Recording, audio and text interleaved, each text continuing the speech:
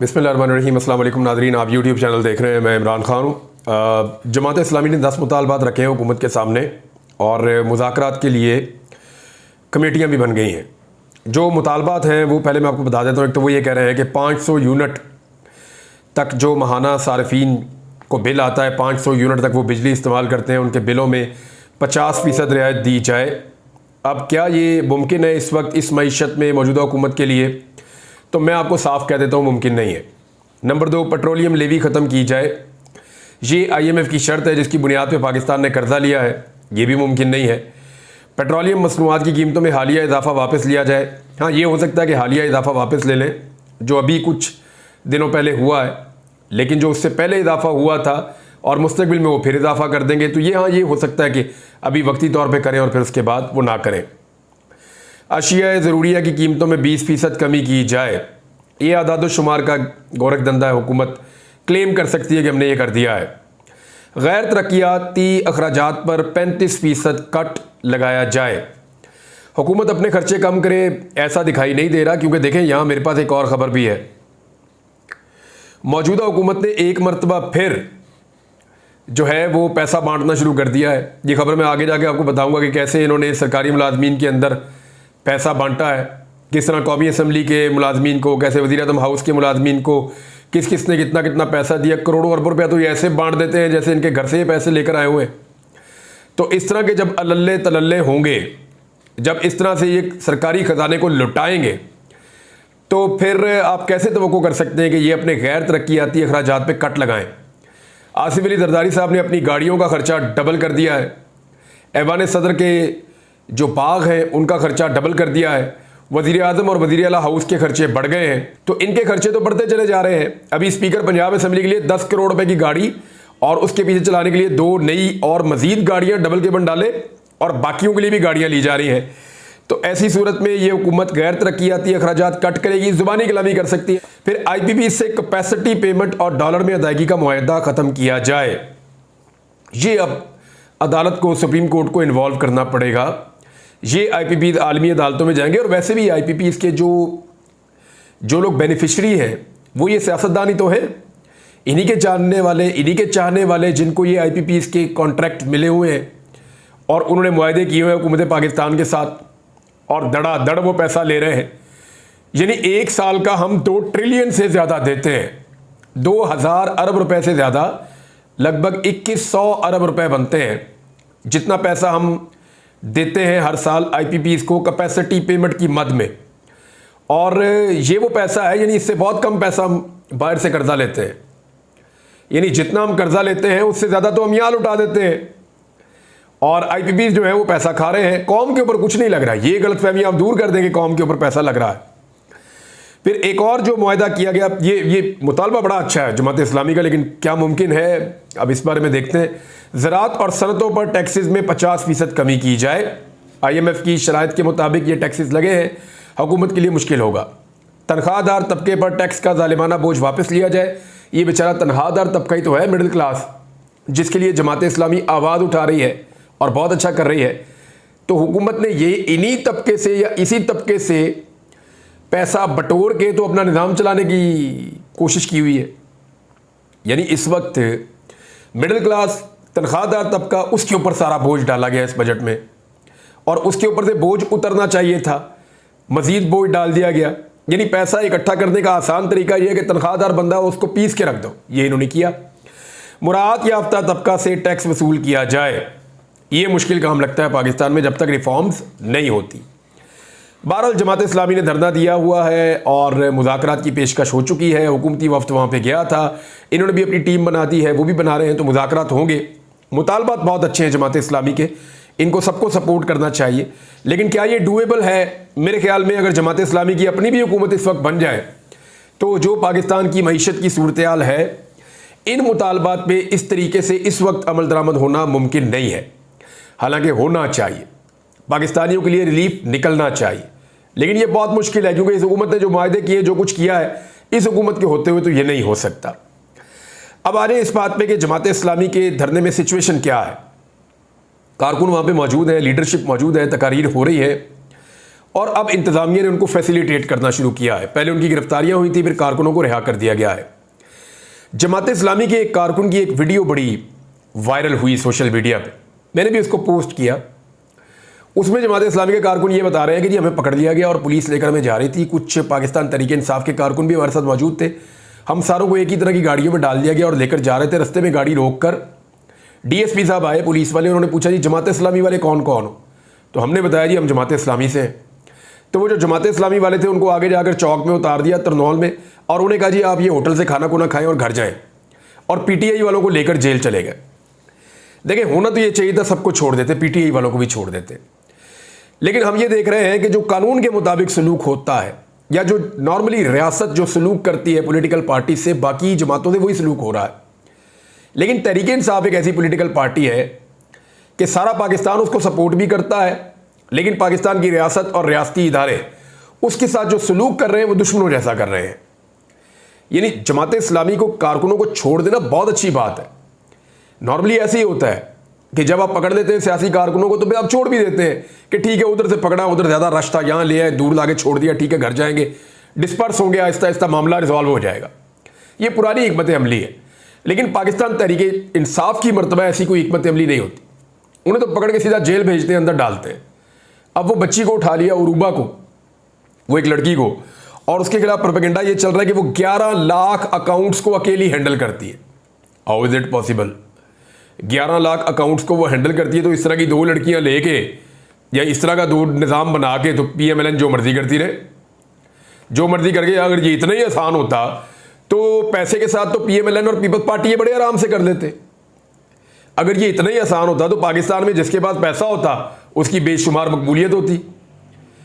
यानी पाकिस्तान में मलिक रियाज को चाहिए, या अलीम खान को चाहिए, या नवाज शरीफ और आसिफ अली जरदारी जिनके पास बेशुमार पैसा है, उनको चाहिए वो पीटीआई से 10 गुना बड़े बड़े सोशल मीडिया के नेटवर्क खड़े कर सकते हैं।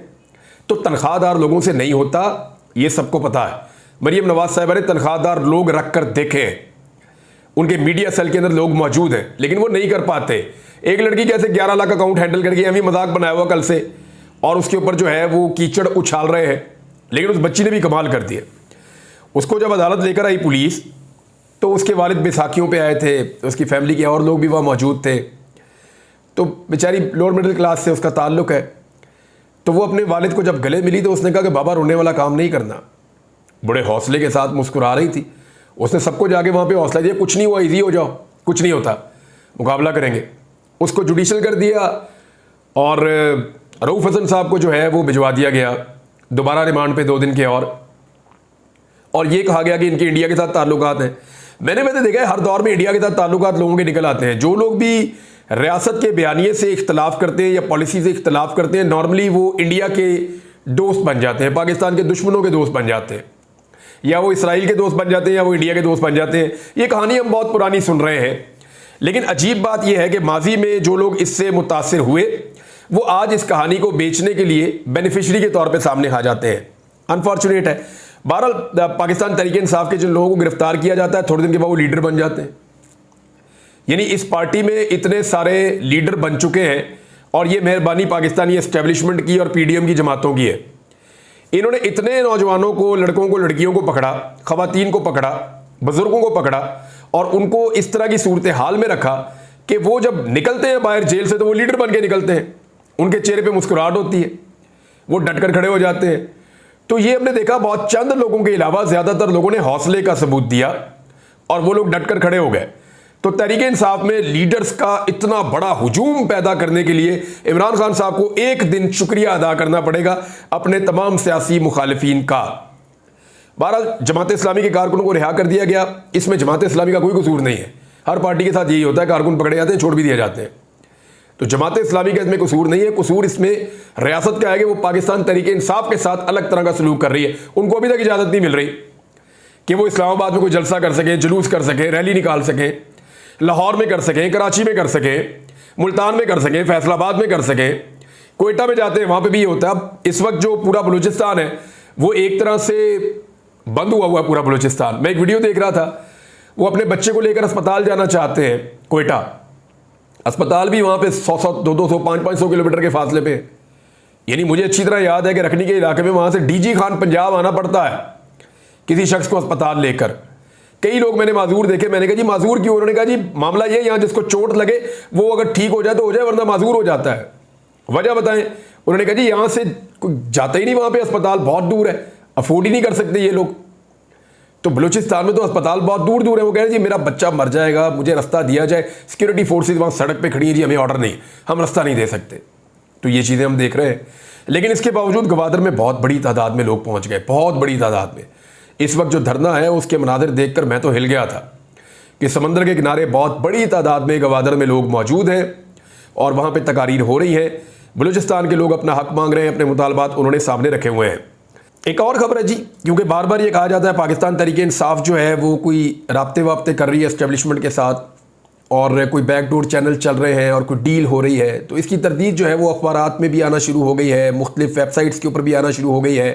पाकिस्तान तहरीक इंसाफ ने भी बड़ा कैटेगोरिकली कहा है जी हम बातचीत करना चाहते हैं for the sake of Pakistan, लेकिन हम किसी किस्म की डील करने नहीं जा रहे। इमरान खान साहब ने और उनके साथियों ने बड़ी वजाहत के साथ कह दिया और ये भी कहा कि अगर किसी को ये लगता है कि हम कोई बदला लेंगे तो मुल्क इसका मुतहम्मिल नहीं हो सकता। हम किसी भी इदारे से या इदारे की किसी भी शख्सियत से किसी किस्म की लड़ाई या बदला नहीं चाहते, ये भी पाकिस्तान तहरीक इंसाफ ने कहा है। अब इसमें एक चीज़ और है जो मैं आपको बताना चाहूँगा कि पाकिस्तान में ना एक नई किस्म की फायर वॉल आई है। फाइबर वॉल नहीं है, फाइबर वॉल वो वाली है जो वज़ीर इत्तलात पंजाब की बता रही है, मैं फायर वॉल की बात कर रहा हूँ। फायर वॉल एक ऐसी चीज़ है जो इंफॉर्मेशन को रोकती है इंटरनेट में से गुजरने के लिए। यानी वो ये तय करती है, जहाँ पे ये फायरवॉल लग जाती है वो तय कर लेते हैं पहले कि इसमें से फलां चीज़ गुजरेगी और फलां चीज़ फिल्टर हो जाएगी। तो पाकिस्तान में एक लीगल और पॉलिटिकल फायरवॉल भी लग गई है, ये पाकिस्तान ने ईजाद की है। यानी हर एहतजाज में से छन के बाकी पॉलिटिकल पार्टीज का कारकुन बाहर निकल जाता है, पीटीआई वाला फंस जाता है। हर जलसे के लिए जो है बाकी पॉलिटिकल पार्टीज को इजाज़त मिल जाती है, वो फायरवॉल में से निकल जाते हैं, लेकिन पीटीआई उसमें फंस जाती है। हर तरह के केस में से बाकी तमाम लोग निकल जाते हैं बयानात देके, पीटीआई उसमें फंस जाती है। तो पाकिस्तान में एक्चुअली एक पॉलिटिकल और लीगल किस्म की फायर वॉल इस रियासत ने लगा दी है और वो सिर्फ और सिर्फ उस फायर वॉल के ऊपर एक कमांड दी गई है कि इसमें से पाकिस्तान तहरीक इंसाफ को फिल्टर करना है, बाकी सबके लिए पाकिस्तान किसी और तरह का होगा और पीटीआई के लिए पाकिस्तान किसी और तरह का होगा। तो ये एक नई तरह की पाकिस्तान की ईजाद है। अब एक और खबर है कि दिसंबर में हुकूमत तब्दील हो जाएगी, ये कहा जा रहा है और ये दावा बार बार सामने आ रहा है पाकिस्तान तहरीक इंसाफ की तरफ से।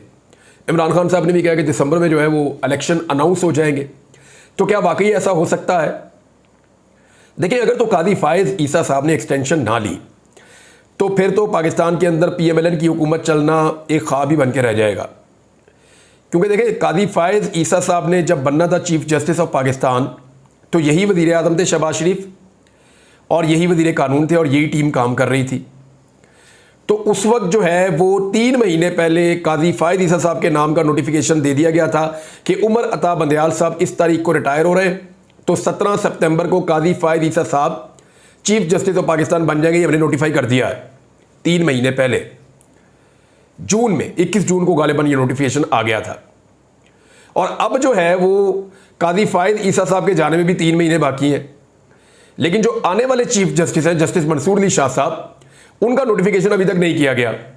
ये नुकता फवाद चौधरी साहब ने उठाया सबसे पहले और ये बड़ा इंपॉर्टेंट नुकता, इसको समझना पड़ेगा कि वही हुकूमत वही पॉलिसी अब क्यों नहीं इस्तेमाल कर रही।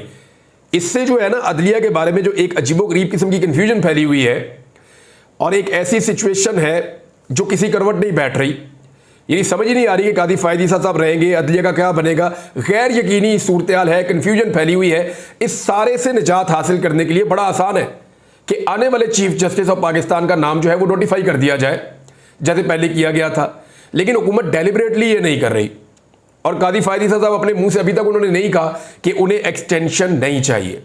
तो इसलिए इन खदशात के पेश नज़र पाकिस्तान में अगर कोई लोग ये कहते हैं कि शायद एक्सटेंशन हो जाएगी तो उसको आप फेंक नहीं सकते। इस बात को आपको इस बात को तवज्जो देनी पड़ेगी। तो अगर तो कादी फायद ईसा साहब चाहते हैं तो फिर तो हुकूमत तब्दील हो सकती है। देखें, 2 तरीके हैं। एक तो सुप्रीम कोर्ट ऑफ पाकिस्तान में धांधली वाला मुकदमा जाएगा और पूरा का पूरा इलेक्शन ही उड़ जाएगा, इस मुल्क में दोबारा इलेक्शन करवाना पड़ जाएगा। या फिर फॉर्म 45 के मुताबिक ट्रिब्यूनल्स अपना फैसला देंगे और पाकिस्तान तहरीक इंसाफ अपनी 40-50 सीटें वापस लेकर इक्तदार में आकर बैठ जाएगी। लेकिन क्या इससे इस मुल्क के मसाइल हल होंगे? तो मैं एक बात आपको बहुत क्लियर कह दूं, मैं आज ये बात कह रहा हूं, इसके ऊपर मैं कायम रहूंगा, क्योंकि मुझे ऐसा लगता है ज़ाती तौर पर तमाम चीज़ों को स्टडी करने के बाद, क्योंकि वज़ीर खजाना, उसकी मैं आपको रीज़न भी देता हूँ, वज़ीर खजाना ने आज अपने मुंह से कह दिया कि जो मौजें हमारी लगी हुई थी ना, इधर से पैसे ले लो, उधर से पैसे ले लो, उधर से पैसे ले लो, सऊदीया से ले लो, यूएई से ले लो, चीन से ले लो, फलां मुल्क से ले लो, हम पैसे लेते रहते थे मुल्कों से और मुल्क हमारी मदद करते रहते थे।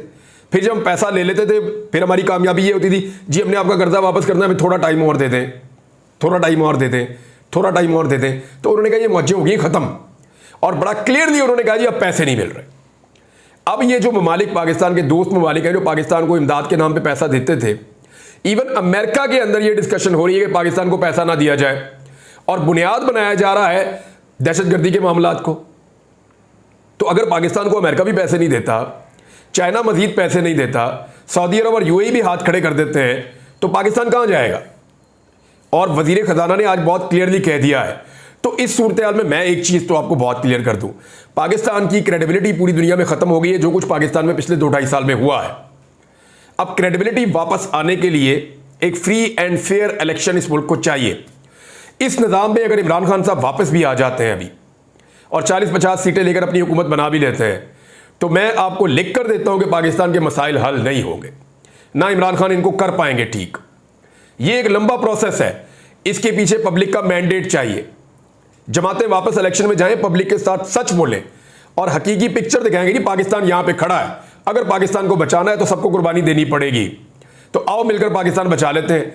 इस एजेंडे के ऊपर दोबारा पाकिस्तान के अंदर इलेक्शन करवाया जाए, फिर अवाम जिन जिन जमातों को मैंडेट दे वो मिलकर हुकूमत बनाए, या अगर किसी एक जमात को मैंडेट दे तो वो जमात हुकूमत बनाए, और वो हुकूमत जो है वो फिर पाकिस्तान को बचाने के लिए एक्टिविटीज करे अवामी मैंडेट के मुताबिक, तो फिर तो पाकिस्तान बचता है।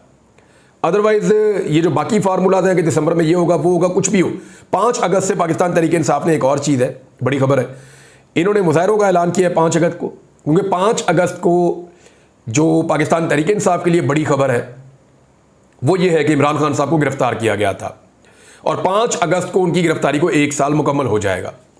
तो पाकिस्तान तहरीक इंसाफ ने ऐलान किया कि 5 अगस्त को मुजाहरे करेंगे। मेरे ख्याल में पेशावर में पाकिस्तान तहरीक इंसाफ की हुकूमत है, उनको चाहिए वहां 10 लाख आदमी का कम से कम एक बड़ा जलसा करके दिखाएं, फिर देखें इस्लामाबाद में परमिशन मिलती या नहीं मिलती।